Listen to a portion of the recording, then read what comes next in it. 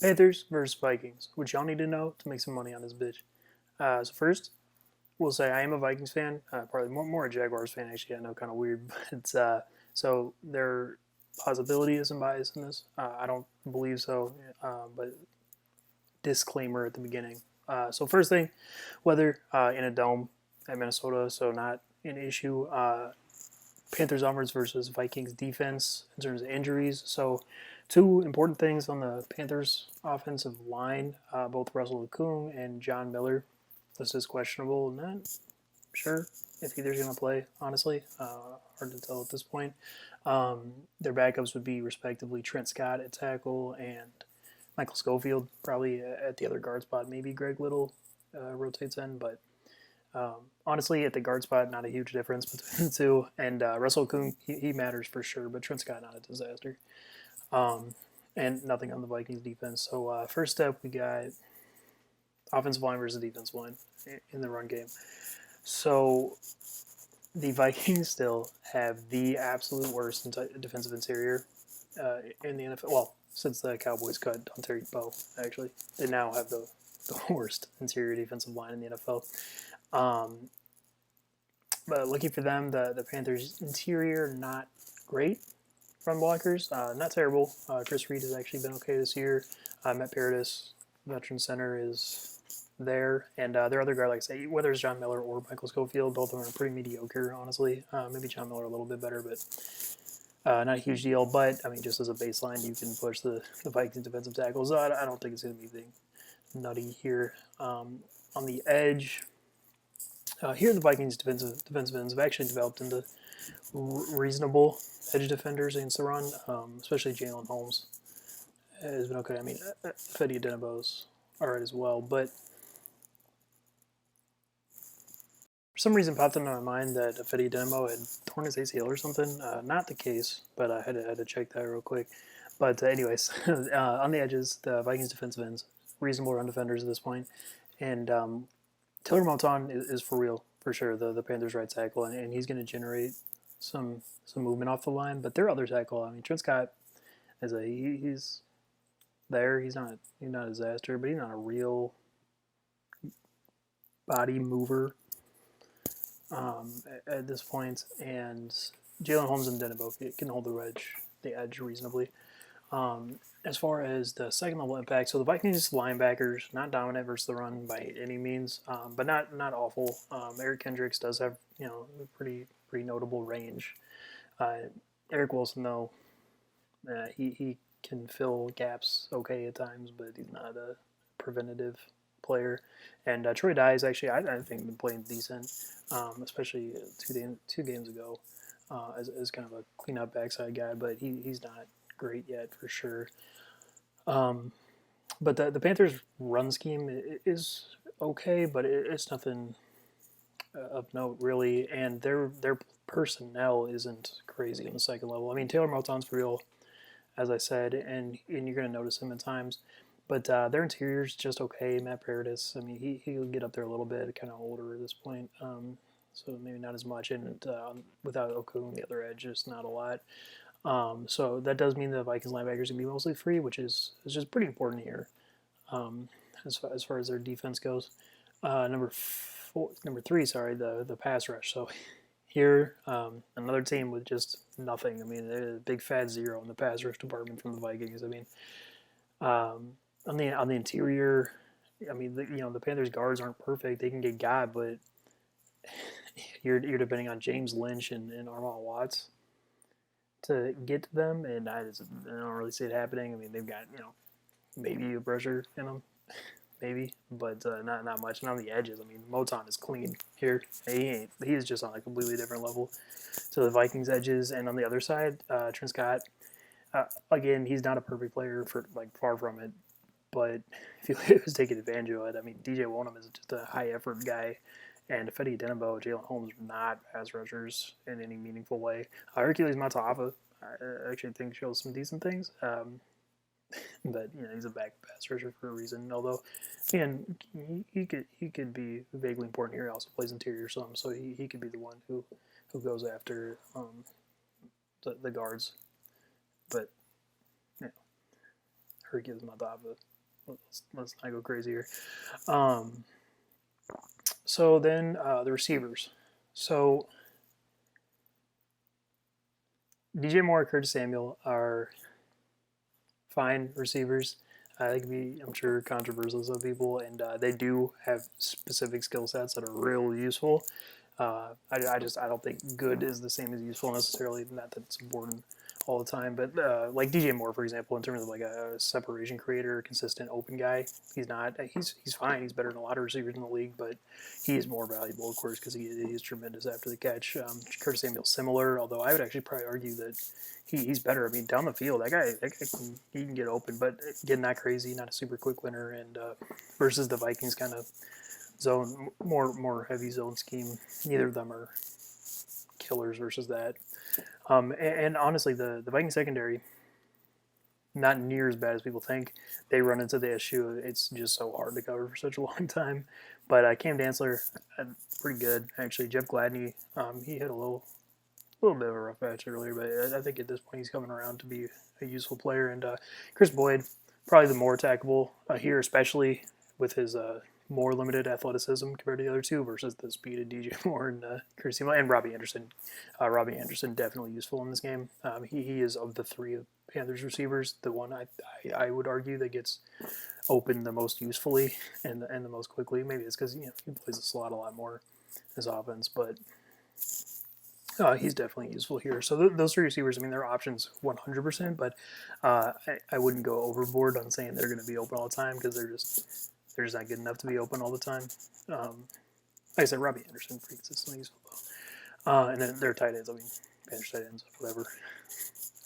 They're not going to find a whole lot here, although Ian Thomas can sit in space a little bit. As far as the step 5 overall run game, I actually don't think it's going to be that great here. I mean, there's going to be a little bit of push up front, like I said. Terrible interior just kind of gives you that as a baseline. But the Vikings linebackers are going to be free, and when they're free, they're going to be okay. Especially Kendricks and Wilson, and the safeties help. Anthony Harrison Smith. Harrison Smith, good in the box still as a run support player for sure. I mean, better than good. And their corners, I mean, their scheme, there's discipline. They play the run well generally. And here for sure. And just Mike Davis is like a speed. He's been, actually good in terms of creating yards where there aren't none. But in terms of a chunk generator, he's just not. And he's going to be notably slower compared to Eric Kendricks. So I don't think the run game is useless, but it's not something that's going to drive success in this game. Teddy, so step 6, the quarterback versus the defense. So here, I mean, Teddy is going to throw the ball way before any pass rush that the Vikings have is meaningful to him on effectively every passing snap. I mean, you look at those, Kilroy's QBs start out of the game 12 for 12, 15 for 15. This could be one of those times. Not guaranteed, like I said, because the receivers aren't always going to win instantly, but there's just not enough pass rush to prevent him from navigating the pocket, which he does well if it's not something overwhelming. And the receivers are going to be open enough over time. And the Vikings strength, they do still have really good safeties. And Anthony Harris is taking a step back in the fucking constant turnover machine department, but he's actually still pretty good back there. And Harrison Smith, of course, very good. But Teddy, he throws downfield just as a side. He'll still throw downfield if he gets like a one-on-one on the outside. You've seen it. He does it a lot to like DJ Moore. He's actually not terrible at it, but he just doesn't throw downfield in like route progressions nearly as much as other quarterbacks do. And here that I say is going to help him because he's just not even really getting into dealing with the danger that is the Viking safeties a whole lot. And like I said, if he's throwing a deep ball one-on-one on the outside where they're not relevant. So yeah, I think that he's going to be fairly comfortable here. Especially in terms of generating yardage between the 20s. I don't think he's going to necessarily be crazy because the Panthers receivers not zone killers, but he's going to throw for a notable amount of yardage, especially over the full game.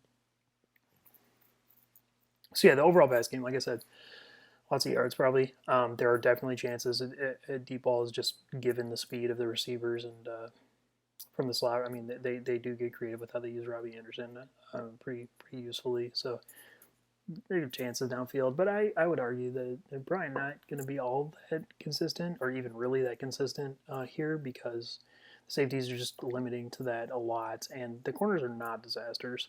And with Teddy's just predilection for not holding the ball too long, that kind of limits how open he lets his receivers get at times. Because if he's throwing it within 2 seconds, you can only get so far away from a person following you in 2 seconds, no matter how fast you are. But I mean, like I said, they're going to generate yards. I would be pretty confident about that. And although Mike Davis as a receiver, maybe not great again because Eric Kendricks and the safeties are legitimately just they're just better than him. And they're going to be now. He's not nothing, as a check down option. He'll still be there at times, but the McCaffrey-esque stuff we've seen from him in some games, I really doubt that's going to be there in this one. So and then the red zone though, and this is a real important part of this game because Teddy not a good red zone quarterback, Panthers not a good red zone offense because the red zone requires, from what I've seen, one of three things. It requires extreme ability in one area, whether that's really strong hands like DeAndre Hopkins or Larry Fitzgerald, or it's incredibly quick. Twitch muscles that get you open really quick, like Emmanuel Sanders scores a ton of touchdowns because of that, or has his career. Antonio Brown as well, and or it requires a large gap in one position. So if your player is just way better than another, or if you're offensive line way better than defensive line, there's just extreme difference, and that doesn't exist here at any point, or requires the defense to be really bad, which they're not, and especially in the red zone where Eric Kendricks, I mean, he's a monster down there. He's just so rangy. He can affect a lot of stuff, and the Panther scheme isn't anything to write home about. So, Panthers they've had a ton of games where they've had issues in the red zone. There's a couple where they've been okay, which is still a possibility here. It's the Vikings aren't perfect by any means, but I mean, listen, the Vikings when they played the Colts earlier this year, they held them to whatever 7 field goals. It wasn't that quite that many. It was a lot though. So there's a chance that the Panthers settle for a ton of field goals here. So as far as that with their point spread, I actually don't think their ceiling's too high, which might seem goofy because I would bet their yard ceiling is really really high. But like I said, Teddy's just not good enough to consistently beat people in the red zone, and the Vikings are still disciplined. Mike Zimmer's still incredibly smart as a defensive coach. And their advantages just really kind of run out at that point, especially without them being able to run the ball, whereas they can in some other games. I mean, they can here a little bit, but they're better in other areas at times. So with that, I think you're just potentially settling for a lot of field goals. So I would put their points range at like 16 to 24. I do think that's probably the floor, though, just with the amount of yards they're going to put up, and they're going to score at least one touchdown for sure. Combined with the field goals, but I'd say 16 to 24 sounds about right to me. So then Vikings offense versus the Panthers defense. In terms of injuries, so obviously with the Vikings offense, we have Adam Thielen now on the COVID list. So no Adam Thielen, and Irv Smith Jr., the very good second-year tight end for the Vikings. Also, he's doubtful, but he's declared out, as well as Ezra Cleveland, the guard who's been starting for them. Right guard for a couple weeks now, or a little bit more than that. He's been injured for a little bit actually, so previous to that. On the Panthers defensive side, Dante Jackson, number 1 corner, doubtful, not going to play. And then they have Marquise Haynes, Sam Franklin, backup's questionable, and Tahir Whitehead, who for the Vikings sake, actually hope he plays, but he's questionable as well. I don't know if he's going to play or not. So you talk about the first step being the offensive line versus defensive line. So now listen, Derrick Brown is a monster. That dude is really good, but he is just he's still limited in terms of his ability to affect lateral running game. And I mean the Vikings are A1 at that in terms of how they spread the field with their running scheme. So for as good as Derrick Brown is, the strength advantage of him versus Gary Bradbury is is up there in this one, but it just don't matter that much because they're just going to run around him all the time. And their other D tackle, Zach Kerr, I actually like. I think he's good, and I do think he can make some plays here, but he's not good enough to consistently stop anything. And then on the edges, I mean, so the Riley Reef is not perfect. The Vikings left tackle Brian O'Neill is very good, but also not perfect. But the Panthers edge defenders are edge run defenders are just fine. I mean, Brian Burns, so he flashes penetration sometimes, and he will in this game. Like, I'm sure he'll probably have a tackle for loss or two. But he's like down to down, you can run at him. Teams do it. It's not hard. And then their other edge, whoever it is, they rotate a lot between Turgos Matos, the rookie, F.A. Abada, and Austin Larkin. And as far as run defenders go, YGM and Abada, YGM is Gross Matos. Not real notable run defenders. Abada's okay. Larkin actually likes the run defender, but here, their scheme they can run at him too. Point being, especially over multiple attempts. So second level impact. So here is where you get into the real big deal with this game. Shaq Thompson is awful over rushing attempts in terms of filling gaps wrong, getting himself out of position, running the straight in the wrong direction. Happens a lot since Luke Kuechly left. His shortcomings are very obvious. Now he is still real athletic, and you'll see him fly to the ball a couple times. But I mean, over the Vikings attempts, I'm sure they're real excited for that. And their other linebacker spots. I mean, Jeremy Chinn, he's fine. Maybe better than fine. Probably will be a lot better than fine going forward. But he still is not great, and he's not going to single-handedly prevent the Vikings from running the ball. Absolutely not. And their other linebacker spot, I mean, is real exploitable. Tahir Whitehead is slow and not very good. And if the Jermaine Carter, I believe, was the one who played in his plays last week, and all right, yeah, good luck, Jermaine Carter versus Vikings rushing offense. So I think that's the real big advantage in this game is just the Panthers linebackers not good enough to stop the Vikings over any number of rushing attempts. So, 3, you got the pass rush. Here, there's they can push the pocket. Like I said, Derek Brown can manhandle Gary Bradbury and probably Drew Samia. I should admit, Drew Samia is going to be starting to play for Cleveland. He's not as bad as people say. He can be that bad in pass protection, but as a run blocker, he is, I think, more comparable to somebody like J.R. Sweezy. I mean, he's worse, but he has bad losses, but his other plays are not that bad.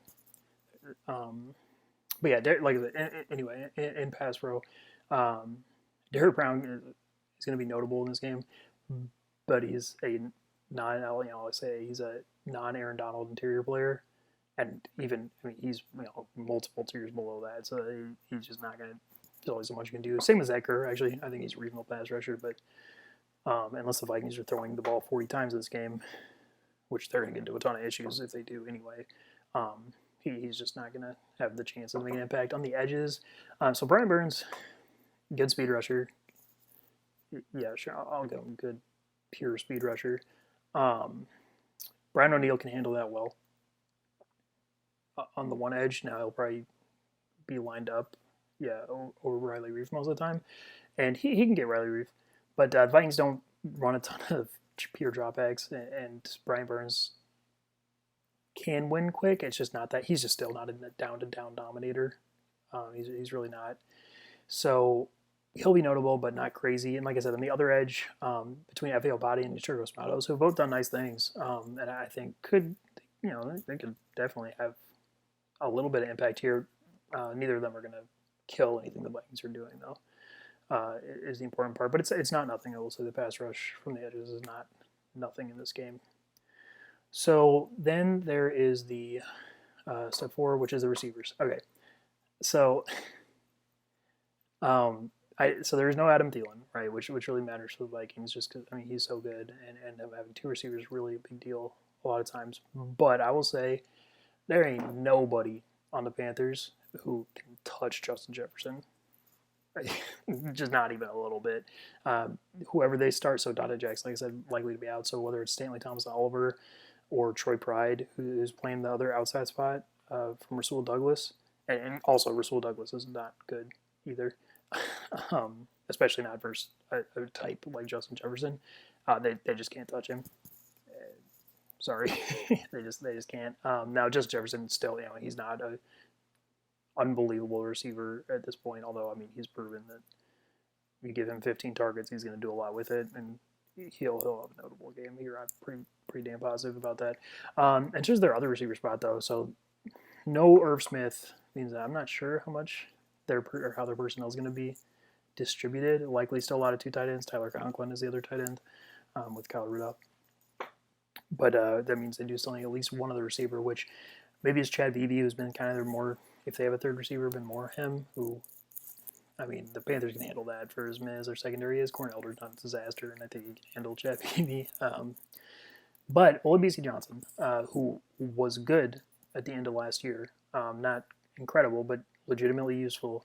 I really hope they give him the chance to the other spot. I don't know if that's necessarily going to happen, but he's good enough. If he plays, he is good enough to beat the Panthers corners fairly consistently. So with that, though, I mean, you are still dealing with really a primarily one-option offense, which can run into issues with just being Justin Jefferson. But I think he's going to be all right. So 5, you got the overall run game, and again, I mean, if they get into the 25 to 35 rushing attempts, they're gonna have big gains. They're gonna move the ball, and they're gonna look good because the Panthers linebackers are just not good enough to keep up with it. Like I said, they'll have one or two plays, I'm sure, where Jeremy Chin and Shaq Thompson flies in there, but there'll be for every one of those, there'll be 3 where they're flying the wrong direction or just miss Dalvin Cook and he's gone. And it's just, it is what it is. And like I said, their D line is just not good enough to counteract that. So I think their overall run game is going to be very good. Although I will say, I mentioned with the Panthers being able to move the ball so well, I don't know that the Vikings are going to get that many rushing attempts. So if the Panthers do jump out to a lead, I would actually start to get real concerned about the Vikings here, but I don't think that, I really doubt that's going to happen.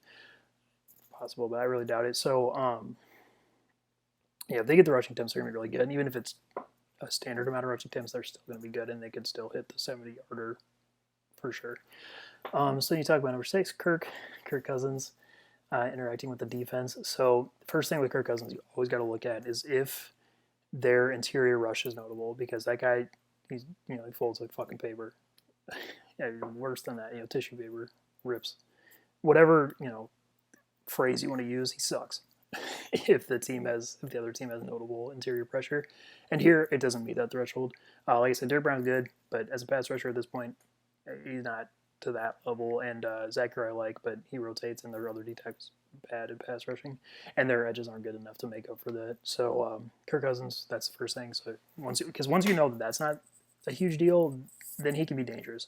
And with the way they do stuff, he's not dependent. He doesn't drop back pass that much in their offense. So without Adam Thielen, I mean, any given bootleg, Justin Jefferson's still going to be generally isolated because the way defensive rules are set up. So he's going to be good. And like I said, Olabisi Johnson, between him, Chad Beebe, Kyle Rudolph, they can find space. I don't think they're going to be killers. I can tell you. I mean, most of the names I just said, but they're going to be good enough combined with their running game to move the ball. And there's still, I mean, Trey Boston, a reasonable center field safety, but he's not Ed Reed. I mean, but there's a chance that the Vikings hit a deep ball in this game too. So I would say the overall pass game, decent. Although I will say, and I'm going to get to this, the betting at the end, that if the Vikings get down early and you look at live betting, they might be in some trouble, and I mean down by a lot, not down by 7, because over passing attempts, then the Panthers D line could start to show up here. But anyway, and then in the red zone. So in the red zone, if you give the Vikings the ability to run the ball, which they have here, they're gonna be pretty good in the red zone. They have been for a long time, and Dalvin Cook. So and that's where, because I generally am in the running backs, don't matter. There's a reason I don't talk about them very much in this. But what they really do matter for is they matter a lot for converting possessions into touchdowns a ton because it's that extreme skill I mentioned in the Panthers section that makes a difference, and that's why I think in this game the Panthers not having Christian McCaffrey while the Vikings do have Dalvin Cook is going to be a huge part of the difference because Dalvin Cook legitimately turns field goals or turnovers, whatever, into touchdowns. So in the red zone, I think they'll be good, and also Justin Jefferson can win quick enough that he also to a point fits that description. Now it is still Kirk Cousins, so he's not a complete killer, but they're gonna be right. So then you talk about the overall points, and yeah, I think they're looking pretty good here. I have it like 21 to 28, I think, is where I would end up, just because I think this is a low possession game because both teams can move the ball so well, but I would expect the Vikings to convert into touchdowns. Whereas the Panthers maybe not as much, and that's what I mean. Anyway, that's why I think the ceiling is a little bit limited. It's just because both teams are going to move the ball so well. So yeah, like I said, 21 to 28 is where I would end up. So in terms of the spread, over under. So right now it has the spread at Vikings. So standard home team -3, Vikings -3, and I would take that.